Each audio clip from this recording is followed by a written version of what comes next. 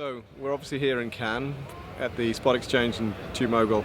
event on programmatic video. There are worse places to be in the world, as you can see. It's rather pretty and blue, and I understand it's raining in London for a change.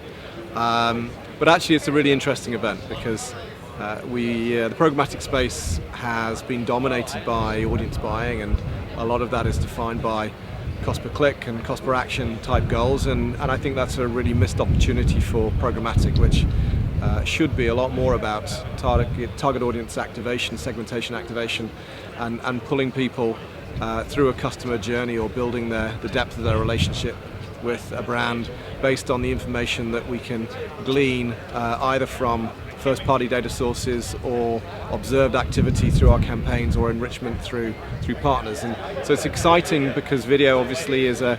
bridge into much larger budgets that are there. TV still tends to be the dominant budget for most of the largest advertisers that we work with, and so video is an important staging post to move some of that money into a more data-driven, more targeted budget pot. What we're seeing at the moment, obviously, is that consumer behavior is shifting, and with everybody owning multiple screens these days, many of which are consuming TV, let alone on-demand video formats, there's a real shift. I think Mary Meeker's report came out a couple of weeks ago, and the US data there suggested that 57% of TV activity is linear now, so there's a huge swathe of activity that is outside of that classic advertising pod format. So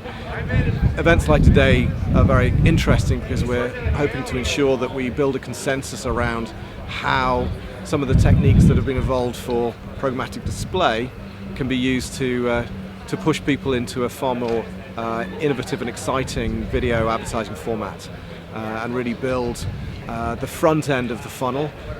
with a very data-driven focus, rather than continuing to focus at the end of the funnel, which is the majority of the programmatic activity is focused on conversion optimization.